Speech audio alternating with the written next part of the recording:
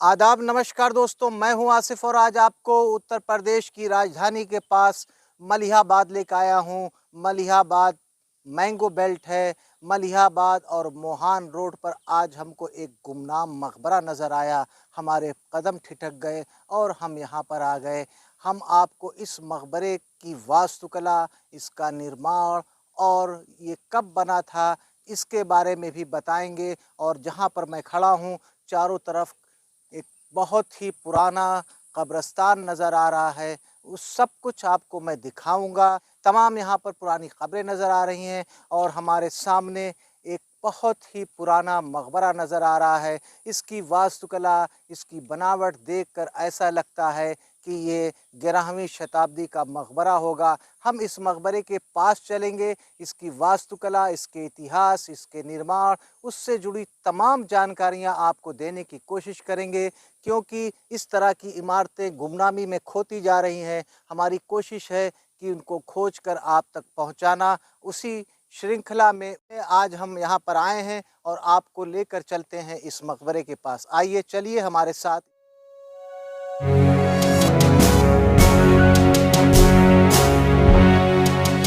हम मकबरे के बिल्कुल पास आ गए हैं। यहाँ पर मकबरे तक जाने का रास्ता नज़र नहीं आ रहा है। आपको मैं दिखाऊं कि बिल्कुल कोई रास्ता नहीं नज़र आ रहा है। बड़ी-बड़ी घास, झाड़, झंखाड़ है और उसके बीच में ये मकबरा खड़ा नज़र आ रहा है। हम आपको मकबरे के पास ले जाएँ, रास्ता तलाश करके वहाँ तक ले जाएँ, उससे पहले हम आपको इसकी वास्तुकला के बारे में बताएँ और इसकी बनावट के बारे में बताएँ। तो देखिए, पहली नज़र में ये मकबरा एक स्क्वायर में नज़र आ रहा है, एक चौकोर ये मकबरा नज़र आ रहा है और लखौरी ईंटों का इसमें इस्तेमाल किया गया है, चूने के मसाले का इस्तेमाल किया गया है। आप देखें, मकबरे के चारों तरफ आपको इसी तरह की मेहराब नज़र आएगी जो सामने आपको नज़र आ रही है और उसके ऊपर जो कटीले कंगूरे बने हैं और उसके ऊपर निगाह लेकर जाएँगे तो जो ईंटों के अंदर डिज़ाइन उकेरी गई है और इस मकबरे के चारों तरफ मीनारें हुआ करती थीं। गुंबद आपको नज़र आ रहा होगा। काफ़ी घास-फूस नज़र आ गई है। ऊपर तक निगाहों को लेके जाएँ, इसी तरह के चारों तरफ गुंबद नज़र आ रहे हैं। लेकिन बाकी तरफ के गुंबद जो टूट के गिर चुके हैं, उनकी मीनारें ही नज़र आ रही हैं। अगर हम आपको इसके बीच के गुंबद को दिखाएँ, तो देखिए, बिल्कुल अंडाकार ये गुंबद नज़र आ रहा है। हालाँकि उसके ऊपर काफ़ी घास निकल आई है, लेकिन ये लखौरी ईंटों का बना हुआ नज़र आ रहा है। उसके ऊपर चूने का प्लास्टर नज़र आ रहा है। इस गुंबद की बनावट ये बताती है कि ये 11वीं शताब्दी का मकबरा रहा होगा और आज तक यहाँ पर मौजूद है। हम आगे चलेंगे, इसके पास तक जाने की कोशिश करेंगे और यहाँ पर तमाम चीज़ों को दिखाने की कोशिश करेंगे जो यहाँ पर मौजूद है। हम ये भी आपको बताएंगे कि ये मकबरा और इसका इतिहास क्या है।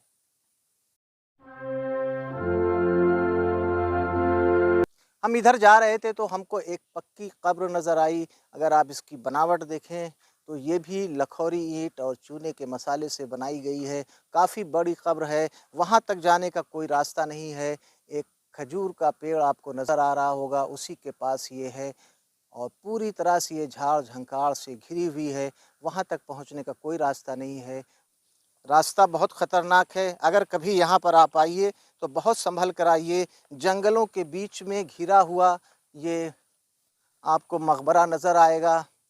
इधर हम आते हैं तो देखिए, एक यहाँ पर भी हमको कब्र नज़र आ रही है। ये भी पक्की बनी हुई है। हम सामने भी हमको एक मकबरा जैसा नज़र आ रहा है। हम वहाँ पर भी चलेंगे और उसको भी जानने और समझने की कोशिश करेंगे।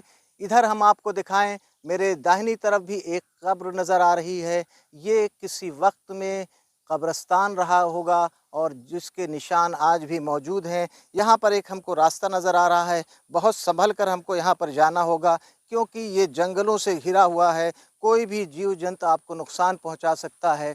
यहाँ पर भी मकबरे तक का जाने का कोई रास्ता हमको नज़र नहीं आ रहा है। आप देख सकते हैं कि कहीं से भी मकबरे तक पहुँचने का रास्ता हर तरफ से बंद नज़र आ रहा है।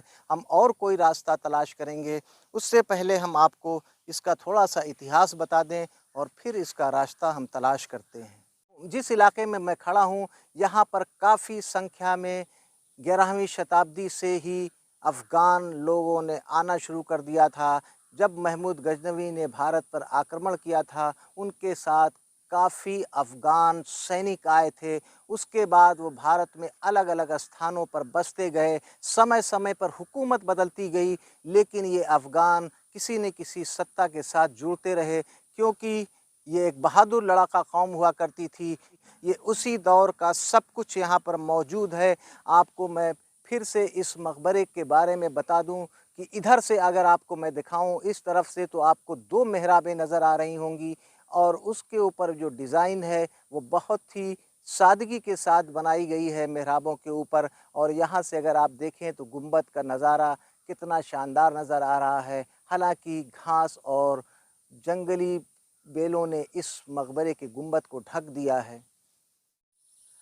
हम इस एरिये को और इस जगह को और एक्सप्लोर करें, उससे पहले हम आपको बता दें कि जिस जगह पर ये शानदार मकबरा आपको नज़र आ रहा है, ये बख्तियार नगर के नाम से जाना जाता है। कहानी शुरू होती है यहाँ की 1556 ईस्वी में, जब अमनजाई कबीले के काफ़ी लोग कंधार से हिंदुस्तान आए और यहाँ के पास में ही गढ़ी संजर खान है, वहाँ पर आकर बस गए। उसके बाद 1695 ईस्वी में उसी ख़ानदान से सरमस्त खान वहाँ से निकलकर यहाँ पर आए और इस इलाके को बसाया, जिसको बख्तियार नगर कहते हैं। ऐसी भी एक रवायत है कि इसको बख्तियार खिलजी ने बसाया था और ये इलाका बख्तियार नगर के नाम से जाने जाने लगा। सरमस्त खान के बेटे दिलावर खान मुग़ल सम्राट फ़र्रुख़सियार के ज़माने में ऊँचे ओहदे पर फ़ायज़ किए गए, ऊँचे ओहदे पे बैठाए गए और उनको मनसबदारी के साथ-साथ नवाब शमशेर खान की उपाधि भी फ़र्रुख़सियार ने दी। उनको 30 गाँव और 3 लाख की मनसबदारी दी गई और ये इलाका काफ़ी यहाँ विकसित हुआ उस दौर में। बाद में यहाँ पर मुकीम खान का जब दौर आया तो उस दौर में दिल्ली में सफदरजंग थे और उनसे मुकीम खान की नींव नहीं पाई और यहाँ से वो फिर रुहेलखंड चले गए और उसके बाद उनकी ये जागीर ज़ब्त कर ली गई। अब हम आपको दूसरे हिस्से में लेके चलते हैं और यहाँ पर क्या-क्या चीज़ें हैं वो दिखाते हैं और समझने की कोशिश करते हैं। इस शानदार जगह आज कब्रिस्तान के रूप में आपके सामने है।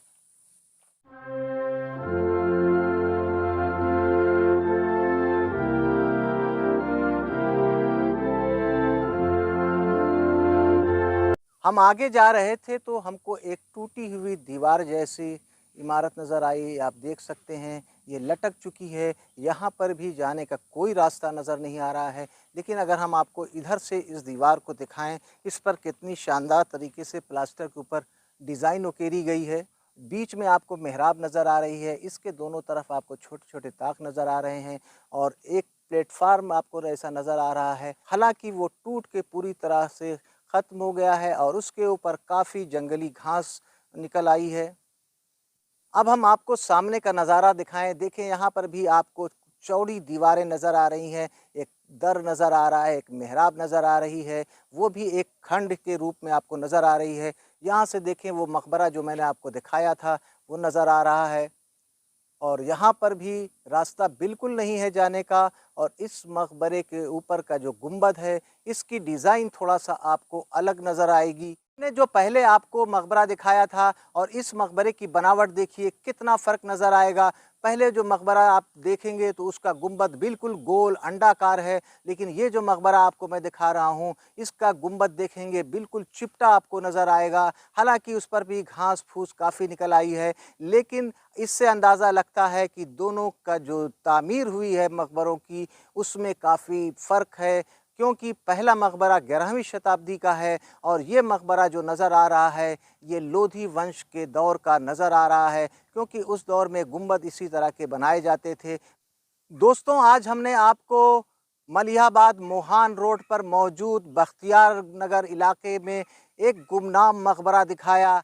हमारी कोशिश रहती है कि इसी तरह के ऐतिहासिक स्थानों को खोज कर आप तक पहुंचाएं।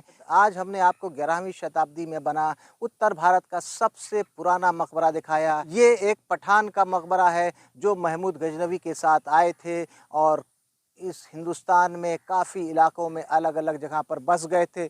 उम्मीद है कि आपको हमारा ये वीडियो पसंद आया होगा। हम आपके लिए इसी प्रकार के ऐतिहासिक स्थानों को खोज कर लाते हैं, आप तक पहुँचाते हैं। इजाज़त दीजिए आसिफ़ को, फिर मिलते हैं किसी नए स्थान पर कुछ नई चीज़ों के साथ। तब तक के लिए जय हिंद, जय भारत।